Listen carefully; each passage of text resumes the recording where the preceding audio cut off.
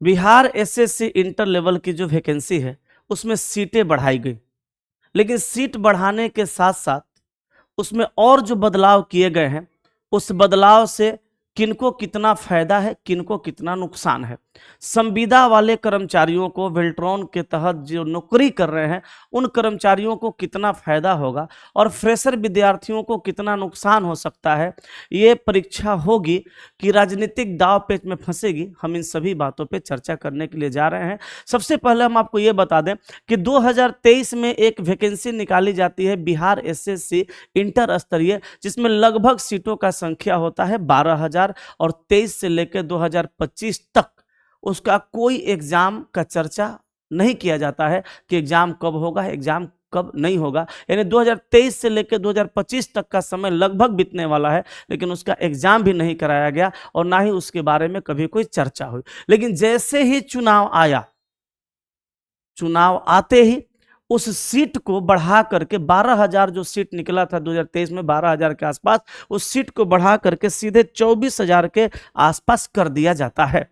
और साथ ही साथ उसमें एक चुनावी दांव पेच को भी फंसाया जाता है और कहा जाता है सरकार के तरफ से, आयोग के तरफ से, कि जो संविदा कर्मचारी हैं बिहार सरकार के अंदर संविदा पे जो काम कर रहे हैं अन्य विभागों में, कोई वेल्ट्रॉन के तहत जा करके या कोई और भी संस्था की तरफ से जा करके और भी तरीके से जो जॉब कर रहे हैं संविदा पे आधार पे, संविदा के आधार पे जो जॉब कर रहे हैं, उनको हम ग्रेस मार्क देंगे हर साल के हिसाब से। हर साल का लगभग 5% या जो भी है, पूरा डिटेल्स आप पढ़ लीजिएगा। लेकिन मैं चर्चा करने जा रहा हूं उस बात पे कि क्या ये जो बिहार सरकार कर रही है या क्या ये सही है। संविदा वाले कर्मचारी तो सोचेंगे ही कि हाँ सही है मेरे लिए, लेकिन जो खुद पहले से नौकरी कर रहे हैं, क्या उनको फिर से नौकरी देना और जो नौकरी के लिए तैयारी कर रहे हैं, जो बेरोजगार हैं, उनका हक छीन लेना, क्या ये सही है? और अगर ये सही है तो फिर तो आप स्पष्ट तरीका से यही दिखाना चाहते हैं, बिहार सरकार यही प्रूव करना चाहती है कि आपको पहले किसी ना किसी तरह के संविदा के आधार पर नौकरी को ज्वाइन कर लेना है। 7,000, 8,000, 10,000, 12,000, 15,000 जो सैलरी मिलती है उसमें आपको काम करना है। और जैसे ही आप पुराने होइएगा, 2-4 साल पुराना होइएगा, 5 साल पुराना होइएगा, कोई ना कोई वीआईपी वैकेंसी निकालेंगे और हम आपको उसमें ज्वाइन करवा देंगे। इसका मतलब तो यही हुआ कि आप स्पष्ट तरीके से यही बताना चाहते हैं। अरे मैं कहना चाहता हूं, जब कंपटीशन की तैयारी करने वाले विद्यार्थियों के लिए आप बिहार एसएससी की इंटर स्तरीय की जब वैकेंसी निकालते हैं और युवा उसके लिए मेहनत करता है, परेशान रहता है नौकरी पाने के लिए, तो फिर आप उसको मौका दीजिए। और आप संविदा वालों के लिए अगर ज्यादा चिंतित हैं तो उनके लिए अलग से कोई वैकेंसी का अलग से सीट निकालिए। फिर ये चुनावी दांव पेच में इस वैकेंसी को फंसाने का मुझे नहीं लगता है कि कोई मतलब बनेगा।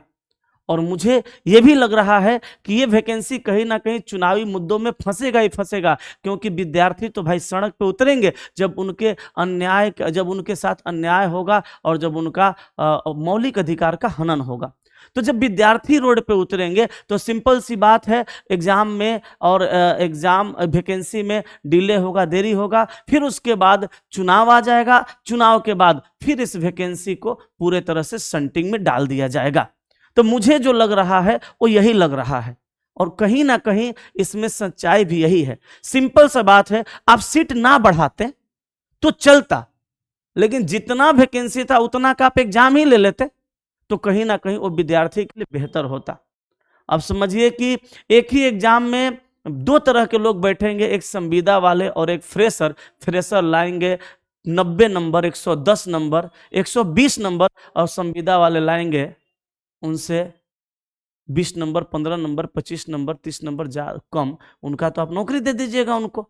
और संविदा वाले कर्मचारी इतने सारे भरे पड़े हैं कि हमको लगता है इतना सीट पे वही अकेले न चल जाए। हम तो पूरा नोटिस नहीं पढ़े हैं, लेकिन हमको जहां तक पता है कि आप 5% का ग्रेस दे रहे हैं और 150 नंबर का एग्जाम है तो 7.5 नंबर का तो ग्रेस आप ऐसे ही दे रहे हैं लगभग। जो भी है आप पूरा नोटिस पढ़ लीजिएगा। लेकिन मैं बस इतना समझ पा रहा हूं कि कहीं ना कहीं ये मामला, ये मुद्दा सही नहीं है और ये चुनावी दावपेच में वैकेंसी फंसेगी। तो मैं मांग करता हूं सभी विद्यार्थियों की तरफ से, आयोग से, बिहार सरकार से, कि आप सीट बढ़ाइए, खुशी की बात है, अच्छी बात है, आपके पास सीटें भी खाली हैं, भर भी जाएंगे, लेकिन संविदा वालों के लिए अलग प्रावधान लाइए और फ्रेशर विद्यार्थियों के लिए अलग प्रावधान लाइए। मैं संविदा वाले के विरोध में नहीं हूं, लेकिन कहीं ना कहीं ये जो आप बदलाव ला रहे हैं ये गलत है। अच्छा, कभी विज्ञापन में बदलाव किया जा सकता है क्या? 2023 में ये चीजें आपने नहीं कही थी कि संविदा वालों को हम मौका देंगे या कुछ भी, और आप 2025 में उसी वैकेंसी में सीट को बढ़ा करके और कह रहे हैं कि हम संविदा वालों को मौका देंगे। तो आपको पता है ना, आपको पता होना चाहिए कि विज्ञापन में कोई बदलाव नहीं होता है और आप बदलाव कर रहे हैं, तो ये गलत कर रहे हैं। अब यूपी वाले विद्यार्थी मेरे ऊपर भड़क जाएंगे, झारखंड वाले विद्यार्थी भड़केंगे, इसलिए भड़केंगे कि एक बात हम और कहने जा रहे हैं, बिहार में डोमिसाइल का मामला के लिए भी बहुत बवाल हुआ।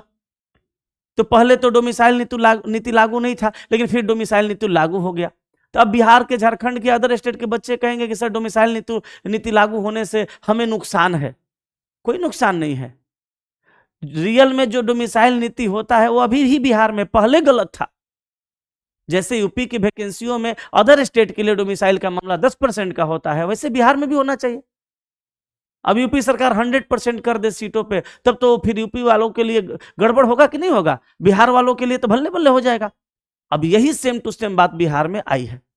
तो यहां देखिए, बात है स्पष्टता की, बात है नियम की, बात है कानून व्यवस्था की, और बात है हकीकत की, होना क्या चाहिए, और वो नहीं हो रहा है, और उससे किसी को फायदा किसी को नुकसान हो रहा है।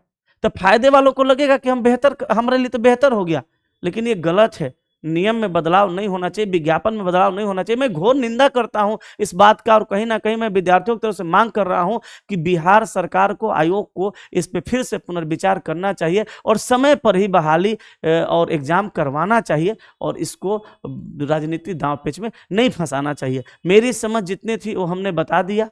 किसी को बुरा लगा होगा तो माफी चाहेंगे। धन्यवाद।